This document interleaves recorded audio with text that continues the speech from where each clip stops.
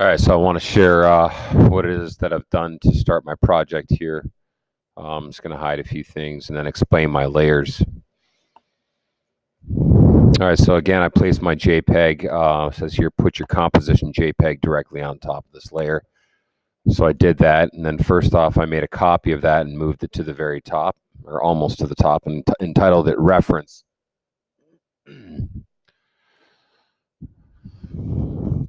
And I did that in all caps, and I just lock it here. Then I want to explain a few other things.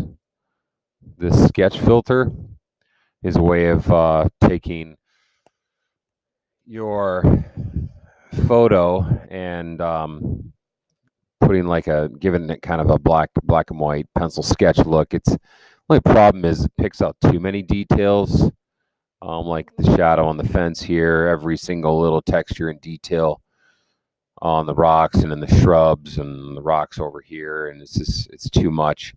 Let me show you what it looks like when I turn mine on. Just zoom out one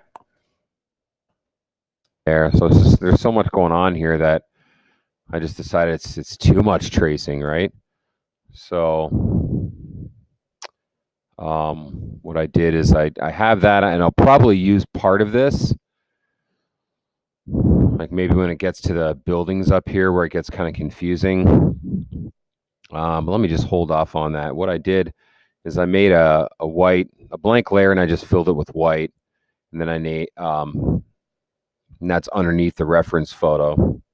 The reference photo I took down to opacity, see here, 38, so that I can see what I'm tracing. I'm just going to do some freehand tracing here, and it's going to take me a while.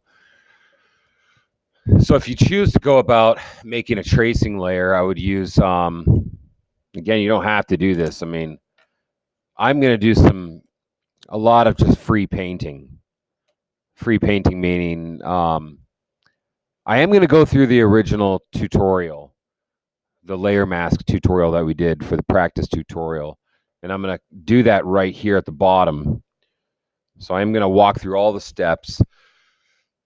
But when I'm finished with that tutorial, I think I'm going to hide it.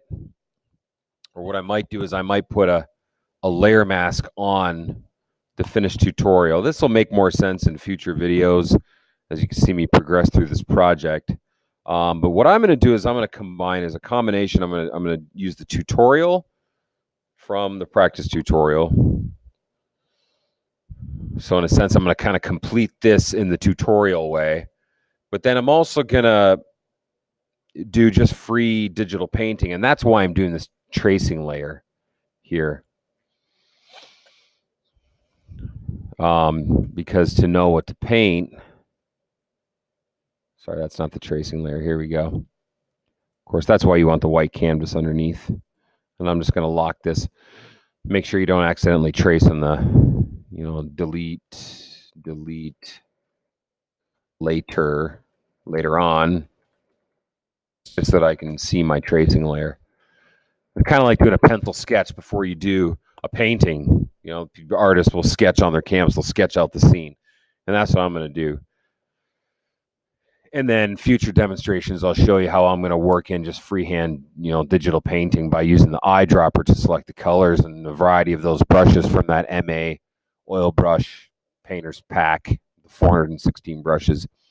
And then I'm going to combine that with the tutorial result from doing the tutorial. So in a sense, I'm going to do like 50-50, and I'm going to do some layer masking with both of them to bring out areas of the tutorial that I like and to hide areas but it's mostly in the end, it's kind of hard to say right now. If you want, it's confusing, I know, because I don't have a lot done yet. It'll make more sense as I have more done. If you want to do just all freehand digital painting, then forget about doing the tutorial part. Okay. But I've done this before, and I find that it's helpful to do both. But it's up to you. If you just want to do freehand digital painting using a reference photo and the eyedropper and brushes, go nuts. Knock yourself out. Okay. It'll be difficult, but hey, go for it. But it will be important for you to make that tracing layer. That's super important for you to do you determine what details you want. I would not trace every single little blade of grass and texture in a bush. All these little, zoom in here. Turn this up to 100. I'm not going to go in and trace every single leaf on this bush. I'm going to trace an outer edge and kind of dance around a few details in here and some of the textures on the rocks, but I'm not going to go in. I'm going to trace every single line, crevice of the rock. That's ridiculous. If you want to do that, then just do a sketch filter. Again, I might use some of the sketch filter for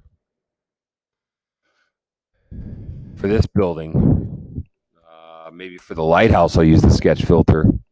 But when you get into here, it's just ridiculous. Like the shadow here from the railing, it brought out that detail, and that I would just end up erasing that, so it's too much. But yeah, I probably will use some of the sketch filter. Let me just do a quick demo on how to do that if you want to toss in a sketch filter. And again, if you want to set up your layers like mine, that's great. Just take a look at this video and look at my layers palette. You can even title it the same. For now, I'm just going to show you how to make that sketch filter. So I'm going to pop up the JPEG, and I'm going to wait till this PC to realize that it's a computer. Okay, you're a computer. You can do it. I know you're not a Mac, but you can do it. Just might take you 40 years because you're packed full of viruses and inferior technology. Yeah, sorry, Dell. Okay, unlock it. Make sure your color's black, solid black. Don't choose black from here. No. Click this little black box. True black. Okay. 100, everything. Filter, I think a lot of you have done this before. You got to open up the filter gallery. And yours could be on any of these. Could be on any of these. You got to open up the sketch filter and choose photocopy. And then you have to play around with the detail and darkness. Let me show you why. Mine's already set perfectly, so I'm going to remember the numbers 2 and 10. But your detail, if it's like 12, it's like that's not a pencil. That doesn't mimic the natural look of a pencil drawing. That looks like a photograph with a filter on it. So, every picture is going to be different. Even that 4 is too dark or too much detail. There's just too much. For me, 2 is about right. Maybe 3. That would be okay. Darkness, way too dark. Too dark.